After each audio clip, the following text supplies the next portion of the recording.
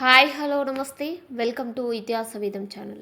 భారతదేశం చరిత్రలో మర్మమైన ఆలయాల్లో ఒకటి ఒడిశాలోని కోనార్క్ సూర్య దేవాలయం.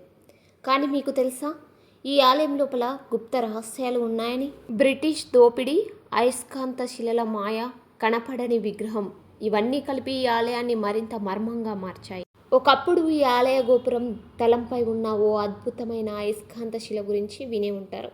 ఈ శిల కారణంగా ప్రధాన విగ్రహం తేలి ఉండేదని ప్రాచీన కథలు చెబుతున్నాయి. కానీ 18వ శతాబ్దంలో బ్రిటిష్ వారు దీన్ని తీసేశారని చెబుతారు.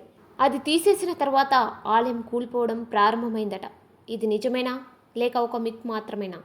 ఈ ఆలయాన్ని సూర్యదేవుడి రథంగా నిర్మించారు. ఇందులో ఉన్న 24 చక్రాలు కేవలం అలంకారం మాత్రమే కాదు, ఇవి అసలు సూర్య గడియారంగా పనిచేస్తాయి. ప్రతి చక్రానికి 8 స్పోక్స్ ఉంటాయి. ఇవి కరెక్ట్ టైం చూపించేలా డిజైన్ చేశారు. ప్రతి స్పోక్ నడుచుట ద్వారా ప్రాచీన కాలంలో సరైన సమయాన్ని తెలుసుకునేవారు. ఈ ఆలయంలో ఒకప్పుడు సూర్యభగవానుడి విగ్రహం ఉండేది, కానీ ఇప్పుడు అది కనిపించదు. కొందరు చెబుతారు అది సముద్రంలో మునిగిపోయిందని, మరికొందరు చెబుతారు అది దొంగలించబడ్డదని. ఈ విగ్రహం అసలు ఏమైంది?